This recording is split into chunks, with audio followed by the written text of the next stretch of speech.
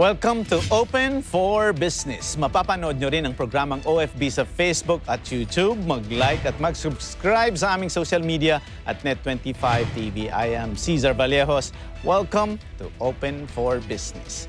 Samahan ninyo kaming tuklasin ng iba't ibang pamamaraan kung paano mapaunlad ang inyong negosyo. Aalamin din natin mula sa mga eksperto ang mga pangunahing trends at mga strategiya kung paano nating mapapanatiling ang inyong negosyo, maliit man o malaki, ay maging laging open for business. Earlier this month, Filipino-Chinese businessmen predicted a 6.5 to 7.5 economic growth in the Philippines. Ngunit dahil sa trend ng COVID cases na mataas pa rin sa kasalukuyan, tila maiiba ang istorya sa first quarter ng 2022.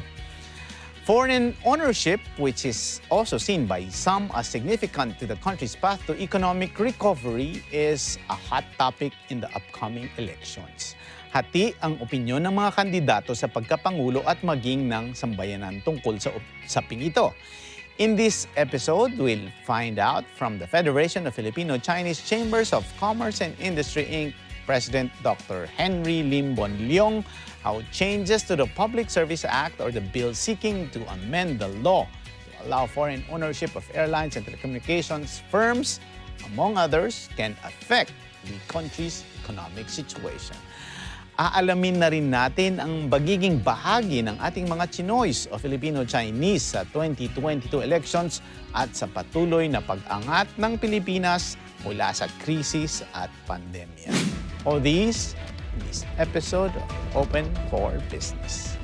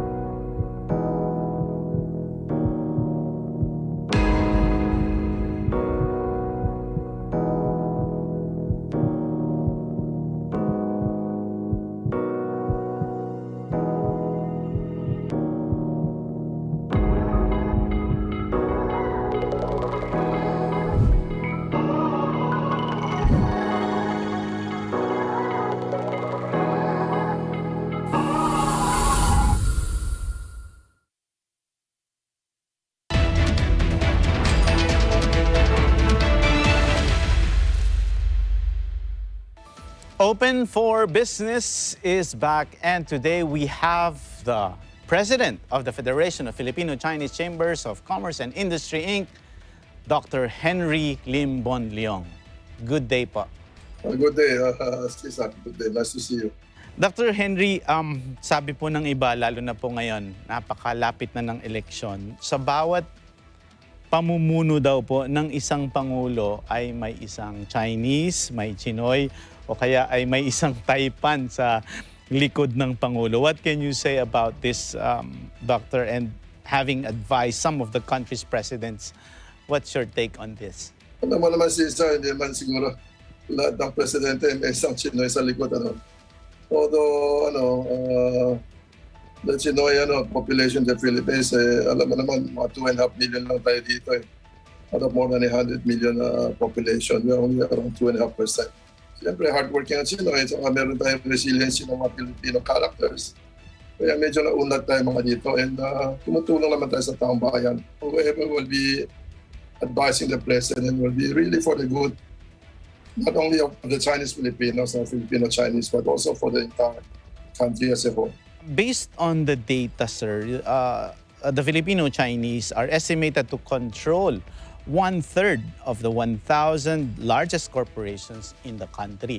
Ano po ba ang nasa dugo ng Chinoys or Filipino-Chinese? Bakit po kayo po ang mga magagaling sa pagninegosyo?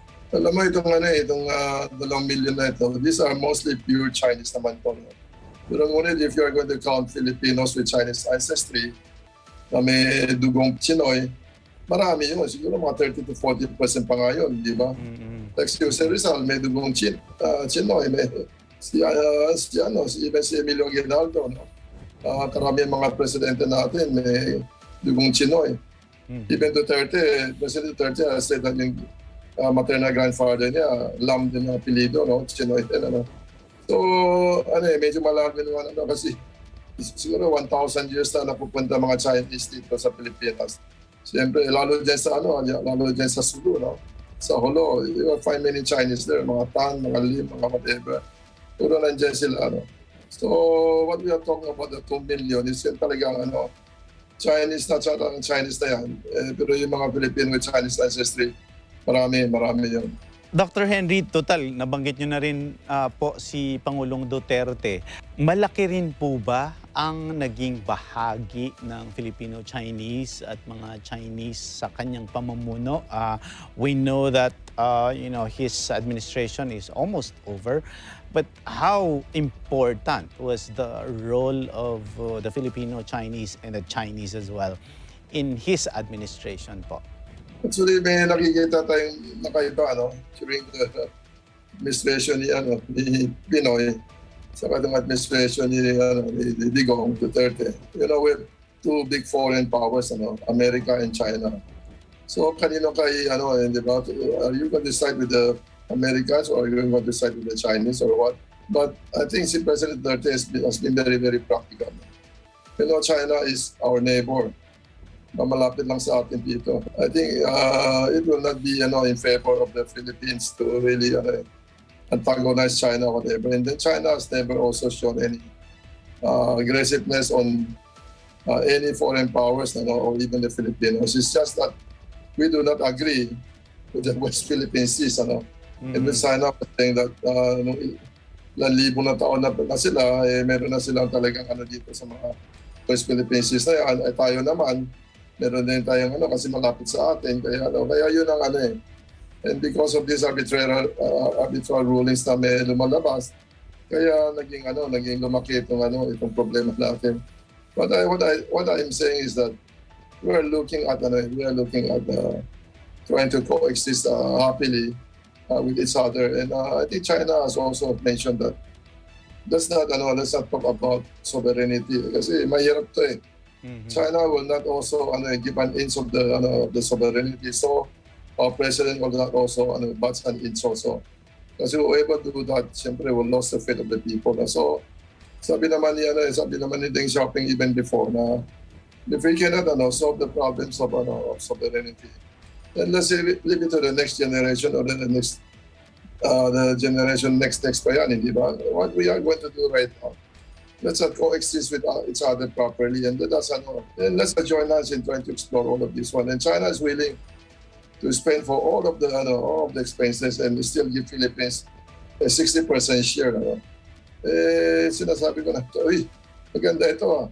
Di ba, wala tayong lalabas ang pera, tapos may share pa tayong 60%. Malampaya, ilang percent lang share ng gobyerno natin. Kaya I think we should pursue into that direction. Napakaganda nung nabanggit ninyo na nakikita nyo yung pagkakaiba ng administration ni Pinoy at saka ni Pangulong Duterte. And it has something to do with foreign policy. Kapag ba ka-craft ng foreign policy ang administrasyon o ang Pangulo, gaano po ka-involve ang Filipino-Chinese pagdating sa crafting ng foreign policy na ito? How involved is the Federation and the Filipino-Chinese businessmen in crafting foreign policy as far as consultations po are concerned? We are not really involved in crafting foreign policies. These are being crafted by our Foreign Affairs Secretary, by our legislators and all these things. But sometimes if they will call us and ask us for our comments or whatever, we do give them our sincere comments on what it should be done. During the past administration, pinagalitan pa kami. Kung meron kami sinasabi na, oy, why don't we go, di ba, go jointly explore the West Philippine Seas na lang para kumita na rin tayo. Actually, pinagalitan na sa Federation because of what I said, But definitely, what we are trying to do, kasi sino tayo dito, I am a Filipino all through and through. I was born here, my parents are also born here. My mother ditong, kaya Maria ang pangalan ng mother ko. My father came here when he was 11 years old. And I went to Letran for high school. I went to UP, di ba? I'm doing my business here. This is where I'm going to, kung namatay na rin ako, dito rin ako pagkalibing. So, ito talagang bansa ko. Ito talagang country ko, di ba? Kaya may nagtanong sa akin, pag may gira ng Filipino at saka China, Philippines and China. So, saan daw ako, sabi ko, I'm working passport. It's incumbent upon my part that I should, stand with the Philippines, I should defend our country. And this is what we can do. I mean, we learn how to speak Mandarin, so we can be a good, a bridge between both Philippines and China. Actually, I will have to say that itong coronavirus na ito, itong una-una na COVID-19 na ito, when we have a hard time trying to source mga vaccine na yan. The Federation play also a very important role in talking with the Chinese government that the Philippines should be given not only special price, kundi even a special allocation. Kaya nung unang vaccine na nakarating dito, puro mga Sinovac, kaya maraming mga Sinovac dito sa Pilipinas. It's not only that, itong Typhoon Odette na ito, the local Filipino-Chinese, we raised more than 87 million pesos. Binibigay namin ng mga pagkain, Immediately, within one week time, may 50,000 na packets na food products, food items worth 400 pesos sa 5 kilong bigas, meron mga dilata, marami yung mga pagkain. Kaya kinakalat namin sa sa Siargao, sa Bohol, sa Cebu. What we are doing right now is that we are also giving mga yero, those galvanized sheets. Binibigay namin nila, tig-10 sila, isang bahay. So, aside from that, tumatawag naman yung mga governor, lalo sa Bohol, may 1,000 taong mga poste na tumumba, na talagang kuryente hanggang ngayon. So, we already dispatched, siguro mga almost 100 mga generators, So, we are doing all of this. And China also, they did their part also. The Chinese embassy donated 20 million, 8 billion pesos kaagad, and then they also give around 5,000 metric tons of rice initially, and then more rice will also be coming. So, kung tayong gusto magigera sa atin, bakit bigyan tayo ng pera para magbigay tayo ng armas para panglaban sa kanila? That's talaga.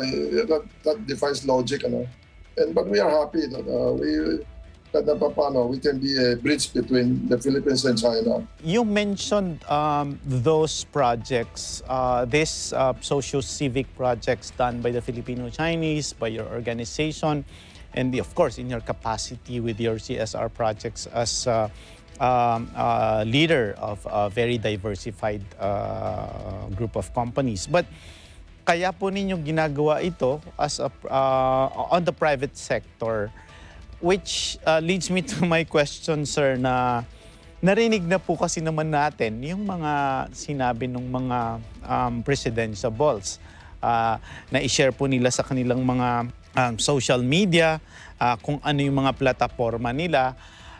I know, Dr. Henry, that you are apolitical, but doon po sa mga narinig ninyo na mga plataforma ng mga presidentiables, ano ang nakikita ninyo na naka-align doon sa ginagawa ninyo at saka dapat na masuportahan pa ng administrasyon?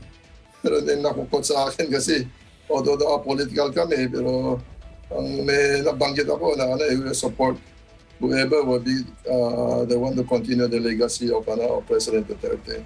Kaya lang, kasi siyempre nakikita natin itong takbo ng ekonomiya natin. kung hindi lang sa COVID-19, talagang tuloy-tuloy na ito.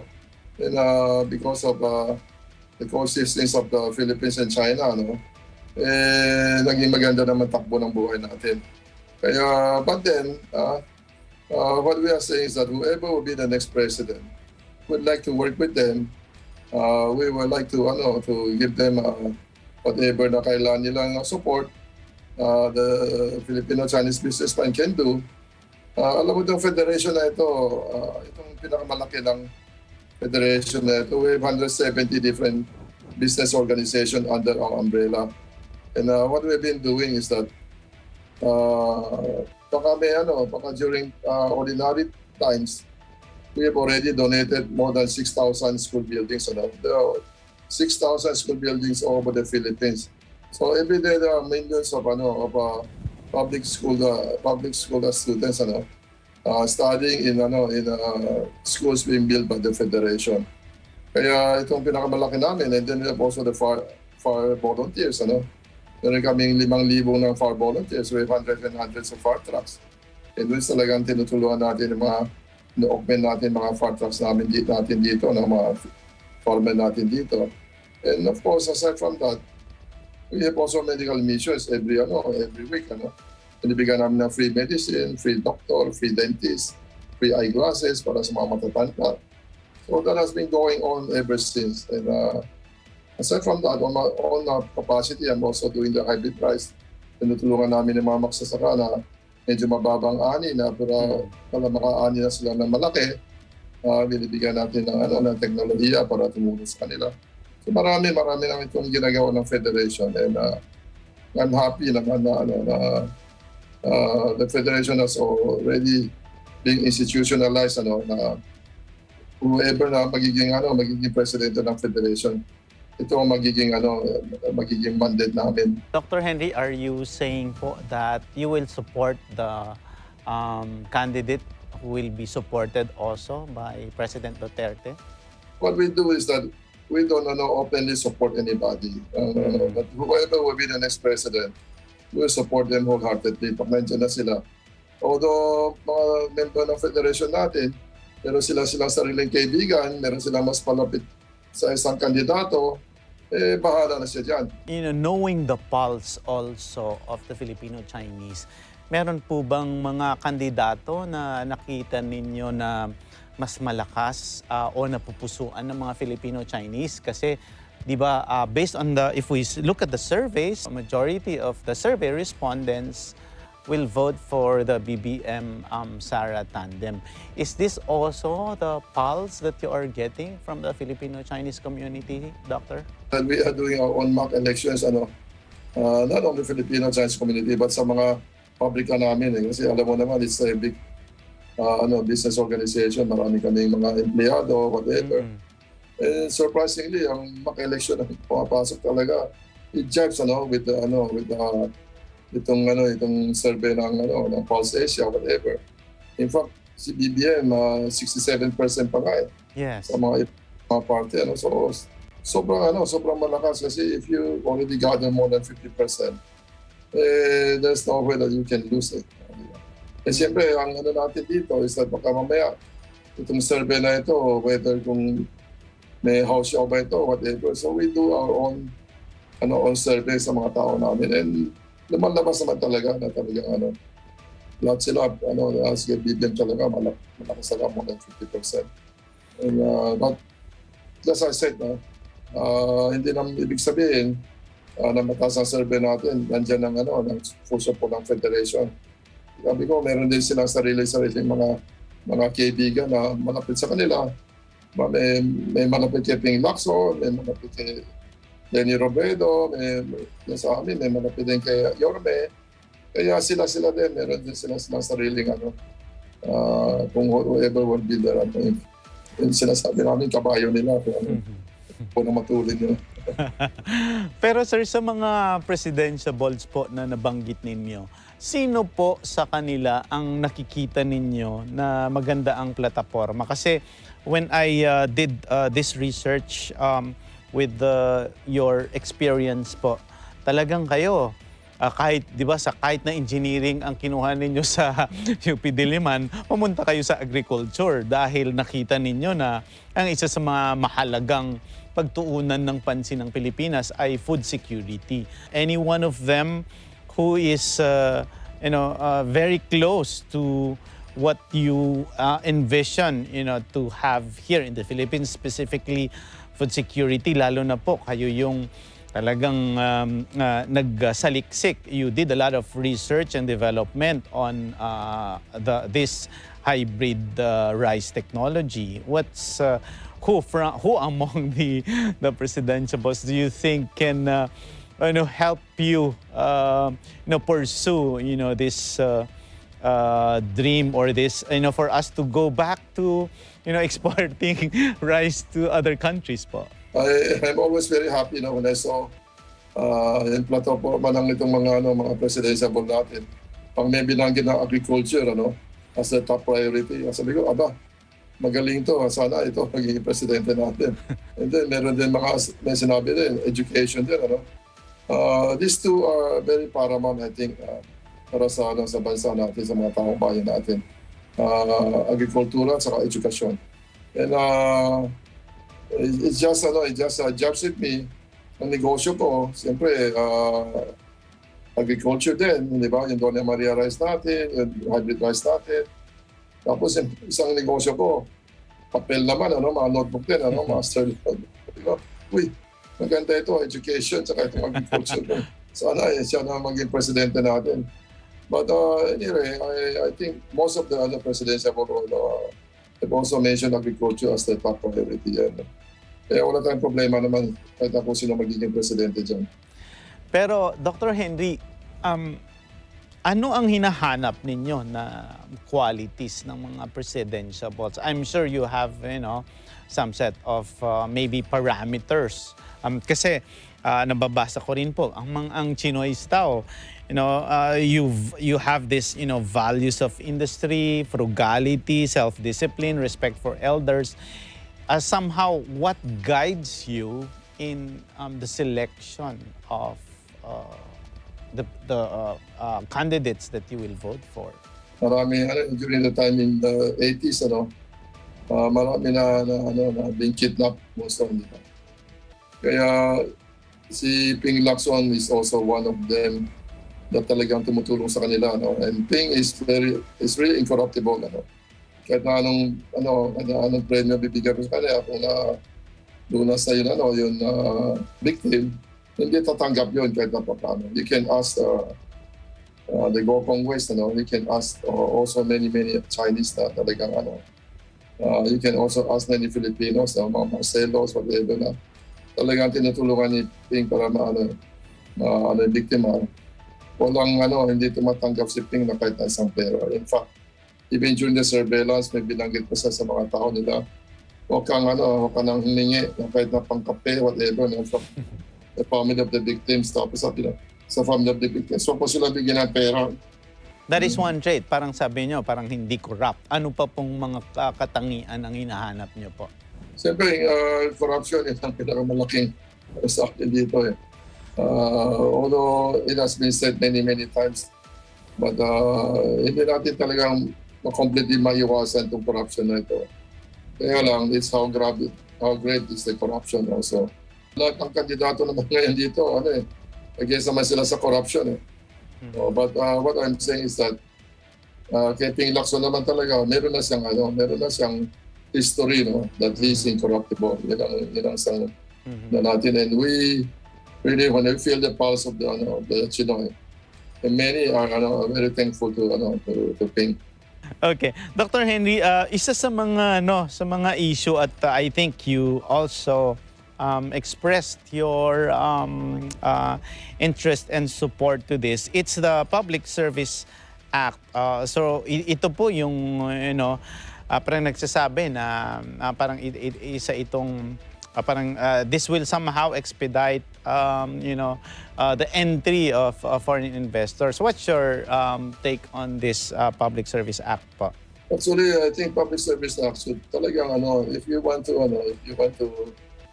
really do it, then do it completely na, wag na haphazard na lang na ito. Kasi Pag haphazard na ito, we will not get the full benefit of itong FDI, foreign direct investment coming in. But sinasabi ko rin, as an entrepreneur, siyempre, baka pasok itong mga foreign investor na ito, malaking kalaban sa negosyo rin natin. Diba? Magiging malaki ang competition. Kaya lang, sabi ko nga, wala tayong magawa dyan. But we really need also competition also sometimes. Kaya sinasabi ko palagi na on our part, we pray for the survival for competitors so that we will have a chance to show our superiority. Kasi kung walang competition, puro complacent na tayo. Wala tayong competition dito. Tayo lang may control ng merkado dito. Ano bang maging complacent tayo. We will not grow. But if there's competition, then we make sure that our products will always be more superior than our competitors. Impression natin, kailangan mas mababa, mas mura, tapos ang service natin, dapat mas magandang servisyo natin compare sa iba. Maganda yung competition, pero baka ang magko-compete na doon na lang sa mga malalaking factories, mga malalaking retailing chains, mga big-scale agribusinesses, pero maiiwan na kawawa yung mga maliliit na negosyante. Ano kaya po ang pwedeng gawin ng private sector o kaya ng gobyerno para medyo matulungan pa rin kahit na parang we allow this entry of foreign investors, but there is some great protection for the small businesses. Yun ang nakikita ko sa ibang bansa na ito tingnan mo ibang bansa na yan, even Thailand, even lately, Vietnam talaga. Talagang when they open up, lahat ng pumapasok. Even China, naging superpower sila. Tapos yung mga malaking mga negosyo nila, meron din mga foreign investors nandyan. Even Alibaba, it's majority owned by SoftBank ng Japan. The Filipino-Chinese community dealing with the pandemic. Kayo po mismo, ang dami na pong ginagawa, ang dami niyong naitutulong sa mga kababayan natin. And I'm sure even in your group of companies po, there's a lot of activities that you do or projects that you do to ensure that you are covered or you mitigate the impact of the COVID-19 crisis. Ano po yung mai-share ninyo na mga concrete na steps na ito to make sure that businesses continue to be resilient and kumbaga kahit na magtuloy-tuloy pa yung ibang variants ng COVID-19, tuloy-tuloy pa rin ang pagninegosyo? 2 years ago, when I raised funds for itong pandemic natin, itong COVID-19 na ito, we were able to raise 300 million pesos. And we have already given ayuda to more than 1,500 barangays, 300 hospitals, pati mga PP nila, pati mga ventilators ng hospital, pati mga PCR ng Philippine Red Cross. Binigyan rin namin, donation din namin yun. But lately, nakikita namin, when we raise funds again for itong typhoon audit, we were only able to raise around 85 million pesos. Also 90 million. Pero nakikita natin medyo kasi marami din mga membro namin na apektado rin dito sa itong lockdown and all of these things, and kaya ang nagtitrickle down yung mga donation na ito medyo nabawasan. But we are still hopeful na kahit na paano meron din pumasok ng donation, and we'll continue to do what is best para matulong sa mga natin. And at the same time, itong mga membro namin before, yung mga empleyado nila, baka hindi sila pumasok, they get charged with vacation leave, sick leave, tapos may advanced 13-month pay sila. Pero lately, talaga medyo nahirapan kasi talaga itong lockdown na ito, yung laki na pinsala, laki talaga nawala itong mga membro namin, and I cannot blame them also. So it's how we can live with this pandemic, and I'm looking forward na that siguro itong pandemya na ito by end of the first quarter baka matapos na yan. Doon po bang nangyari yung pandemic? Marami din po ba kayong mga diversifications or innovations na ginawa?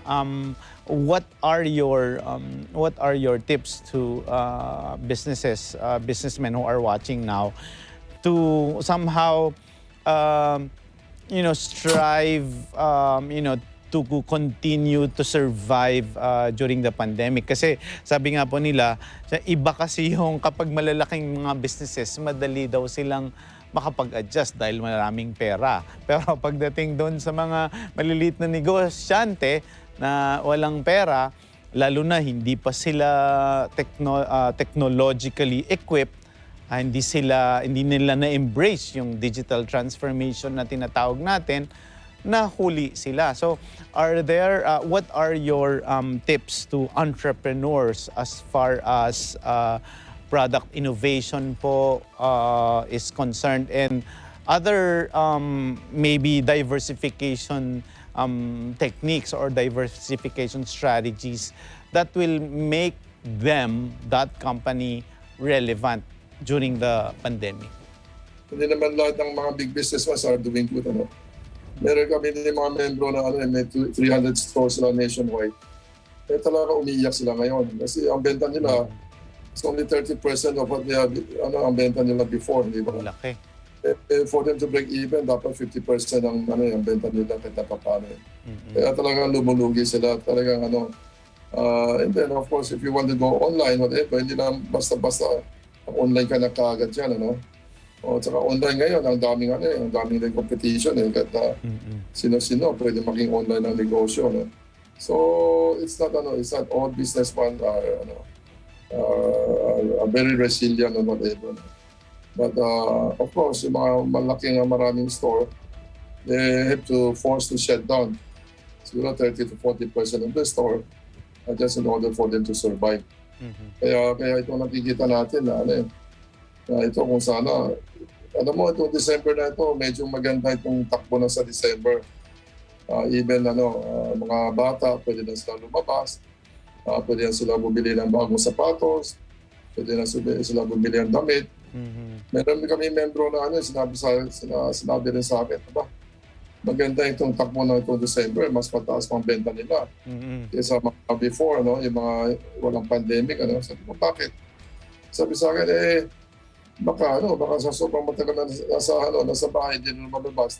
Kung nakita nila mga damit na puro mga bagong style nito, so bili mga bagong damit. Hindi kaya dati, puro window shopping na lang. Pero ngayon, pagkambod bili sila. Meron din ganitong nangyayari. So, hopefully, that's why we are one with Joy Concepcion, go negosyo, that sana there will be no more lockdowns. Sana if we can go back to up to level 2, and then even to level 1 sana. Nasa level 3 pa rin tayo ngayon, mga bata, hindi pa rin. At least lang lumabas, yung mga 65 years old, hindi rin pwede lumabas. Kaya, pati ako, I'm more than 65 already, so dapat stay home din ako sa bahay, dapat. Pero sa palagay nyo nga po ba, Dr. Henry, will the elections also contribute to the economic development? Kasi iba, historically daw, mga 2 to 3% ang na-add dun sa GDP. Pero dahil merong Omicron or merong COVID-19, palagay nyo ba, paano makakatulong ang elections na ito sa negosyo natin? Election is maganda election kasi siyempre may pera mga politicians. And then, of course, kung saan ang galing ang pera nila, ang pera nila is siyempre itong mga donations ng mga mga whatever ng mga kaibigan nila, mga negosyante. But then I have to tell you that lately medyo hindi naman except for a few Taipans talagang malaki pa rin ang pero yung mga ordinary businessman medyo pumilit ng donation. Diba? Dati, 1 piso, siguro ngayon, mga 30 na lang. What preparations are you doing po? I'm sure, di ba sabi nga po ninyo, nabasa ko rin yun, dapat you always have to be, you always have to think positive if you want to be a good businessman, or businessmen really have to think positive. Yun po yung isang sinabi nyo sa interview nyo. But paano ka naman po magiging positive kapag ganito po ang sitwasyon? Are there preparations that you do po? What are your tips also to small businesses for them to survive even if the pandemic will continue po? Opportunity, crisis, and opportunity. In every crisis, there's really opportunity.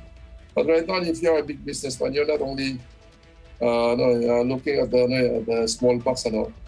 Right now, you should consider that there is also tension in Ukraine and between Russia and America and Yes. And the other day, I think the Dow Jones went down by more than 1,000 points, and yesterday I think the Philippine stock also go down by hundreds of points. So ito lahat na ito hindi lang from the Omicron crisis or the COVID-19 crisis. Ito is also part of the and then nakikita mo naman ang presyo ng langis, the oil, 1 barrel of oil may even go beyond $100 na yun, baka magtaas masyado. Magiging rin sa inflation natin, lahat ng maging mataas, and then even the fertilizer cost umiyak na mga magsasaka ngayon kasi dati kung 800 lang ngayon 2,500 na. Kaya 3 times ang mabuti meron silang hybrid rice nila ngayon para lumakas ang ani nila. Kung hindi, nilalong lugi sila. These are the other things that the businessman is looking beyond our election also. Nakikita rin natin and what we are going to do and how we are going to cope with the situation. Sir, we lack time already, but before you go, sir, maybe if you can give your message po to the next president of the Philippines. How can the next president of the Philippines tap the Filipino-Chinese community in nation building po? Because we know that the Filipino-Chinese have that significant contribution in nation building. What is your message to the next president and the administration? Of course, I want the next president to make sure yung promise nila na agriculture and education will be the top priority. Sana yun ang talaga maging top priority natin. You know that agriculture is the backbone of economy. Even in China, every year hanggang ngayon for the last 30 years na sila, the first bill that they file is really for agriculture, for the good of the farmers. So sana itong maging ng presidente natin to give agriculture a big shot in the arm and make sure that may mga kasunod ng henerasyon na gusto pa rin magtanim ng palay. Itong mga farmers natin, 58 years old na, maging 60 na, maging senior citizen na ito. Kasi ayaw nila yung mga anak nila maging farmer din. Paano naman? Wala tayong farmer, hindi wala tayong pakain. And then what the Chinese Deng Xiaoping, Xi Jinping is saying that it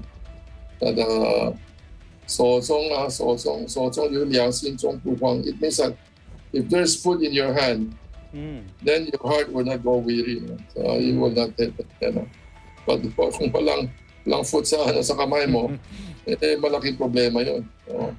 Kaya we should always remember that. And if there will be any world crisis, whatever, everybody will be for their own. You cannot even buy rice from Thailand and get that during those times. Kaya lang, we should be self-sufficient talaga. And we can do it with hybrid rice. We can do it from 4 to 5 tons, naging more than 10 tons tayo per hectare. So yun ang education, agriculture. Sana yun ang itupat natin na itong dalawa. And of course, try to lessen corruption. We cannot eradicate corruption 100%, but we can lessen the corruption. Yun ang importante sa atin. Wow, this has been a very insightful afternoon with my interview with the president of the Federation of Filipino-Chinese Chambers of Commerce and Industry, Inc., Dr. Henry Lim Bonlyong. Open for business. We'll be back. Stay with us.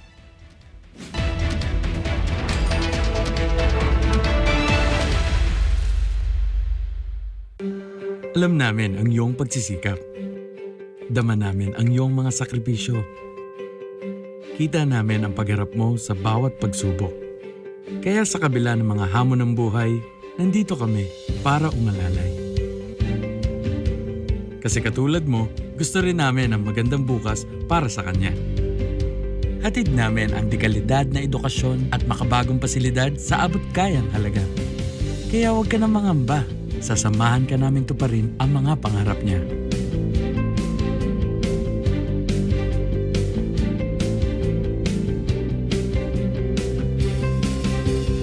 Maaasahan mong sulit dito ang mga pinagsikapan mo. Sa aming mga makabagong pasilidad at sistema ng edukasyon. May lalabas natin ang aking talino at mga kakayahan niya. Kahit sa munting halaga, makakasiguro ka na makakasabay siya sa mabilis na pag-ikot ng mundo. Sa new era, karamay mo kami sa bawat hamon. Kaagapay mo kami sa bawat hakbang. Kasama mo kami sa bawat ngiti at tagumpay.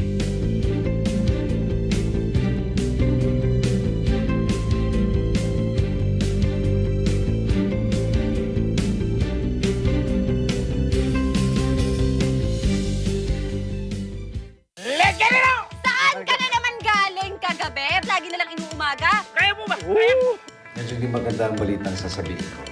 Wala tayong bonus. Bakit masaya ka yata? Malungkot po talaga ako, boss. Wala kang respeto, Mr. Bailey. Oh, bakit ganyan ang forma niyo? Sabi mo pupunta tayo sa pool. Ayoko na may mag-asawa dito sa mansyon ng ating amo. Hindi ho ba kayo yung amo? Ako ang chief kasambahay sa mansyon. This week, tayo'y gagawa ng paella negra, gambas y chorizo, lengua pastel. Meron tayong co-host ngayon. Ito po ang anak ko, si good morning to all our kakusina. Good morning, everyone. The best part now is My our... favorite part. Oh, ayan. Bigla siya nabuhayan, ngayon lang siya nagka-energy. Sunny days, rainy days, or whatever comes my way. It's good, cause every day I find a way to celebrate this life with you. Sail away, fly away, run away, as long as it's forward to better days, better days. Everything's gonna be alright, everything's gonna be alright.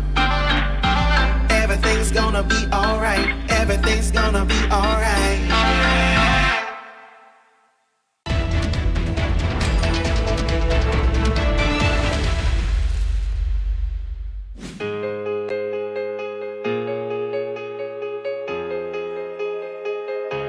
The term millennials has been defined and described in a variety of ways by the media and society.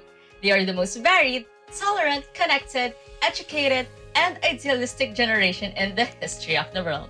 While millennials may have a difficult time adhering to traditional values, there is one area where they are similar to previous generations: their desire to leave a legacy. They are generally better educated, a trait linked to employment and financial well-being. And of course, they are game changers when it comes to enjoying a fulfilling life. Okay, millennials, so what do you do when your life becomes monotonous? Here's how to make your life more fascinating. First, discover something new. Learn a new skill or a new subject. Putting yourself in the shoes of the student allows you to uncover entire new universes you were previously unaware of. By learning something new, you are expanding your horizons. You are no longer the same dull person you used to be. Now you've discovered something that makes you unique and interesting. Second, confront one of your fears. This is a terrific way to expand your horizons and make yourself more intriguing. Everyone enjoys hearing about someone conquering a personal challenge or fear. Begin from inside. Find out what you are afraid of and pursue it. After that, you will be a completely different person. Third, improve your appearance. Improving your appearance may boost your self-esteem and social anxiety. is a terrific way to pamper yourself. Another great advantage of setting aside time for your looks is that it gradually teaches you to appreciate yourself more. Millennials have discovered a way to make a lasting impression on the world, whether it's through unusual financial decisions or investing strategies. However, a deeper examination of millennial tendencies reveal how the change has aided them in their quest to make life easier and less stressful. I am Jasmine Agustin for Open for Business.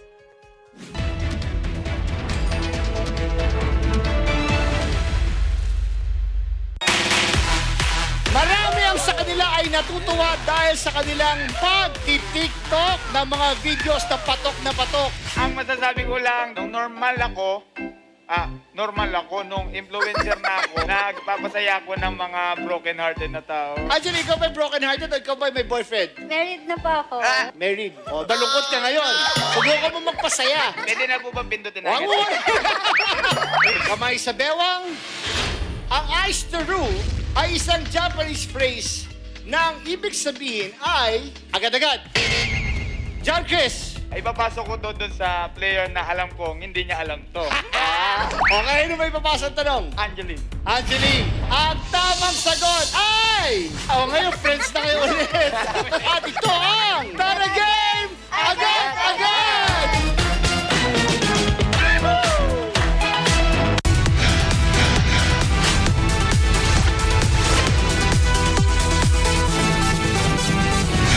Sumbong ng isang babaeng biktima ng identity theft, inimbestigahan.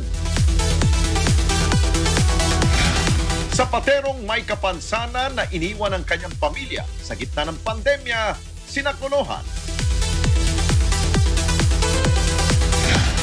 Mga kabataan nagbibigay ng libreng edukasyon sa mga batang kalye, ating kilalanin. At bangketa vendor na gumagawa ng mga laruang sasakyan mula sa mga recycled materials, inayudahan. Sabado, alas 6 hanggang alas 7 ng gabi. Ito ang Responde, Mata ng Mamamayan.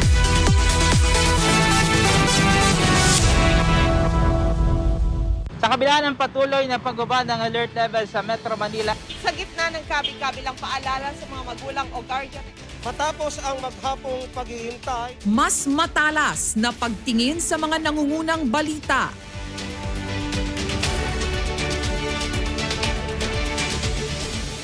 magdodoble kayo daw ngayon ang senador para ipakilala. Tiniyak ng mga opisyal na mayroon silang sapat na supply ng bakuna na standby.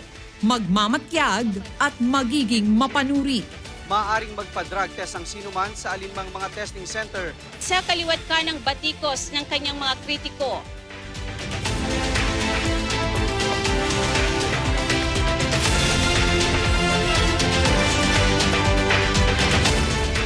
Mata ng Agila. Lunes hanggang Biyernes, alas 6 hanggang alas 8 ng gabi. Dito lang sa Net 25.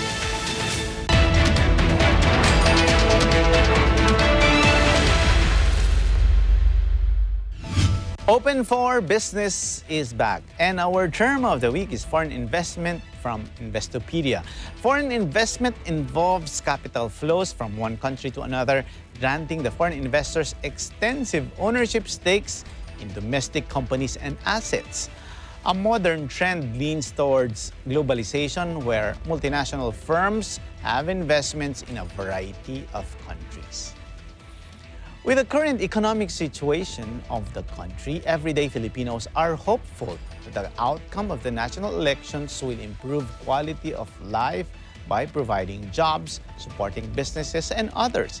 Ang isa sa mga nakikitang solusyon na maaaring gawin ng susunod na Pangulo ay mas malalim na pakikipag-ugnayan hindi lamang sa mga locally run businesses kundi ang inaalok ng Filipino-Chinese community at iba pang business groups. And with that, our quote of the week is from Jack Ma. He said, "Instead of learning from other people's success, learn from their mistakes. Most of the people who fail share common reasons to fail, whereas success can be attributed to various different kinds of reasons." Maraming salamat sa inyong panonood ng Open for Business. Thank you to our guest, Dr. Henry Lim Bonleong, and our correspondent, Jasmine Agustin. Samahan ninyo kaming muli sa Open for Business sa susunod na linggo.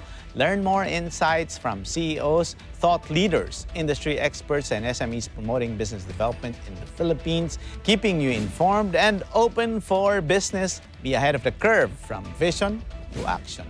Panoorin din ang programang OFB sa Facebook at YouTube. Mag-like at mag-subscribe sa aming social media at Net25 TV. Para sa Open for Business, ako po si Cesar Vallejos. We live in interesting times.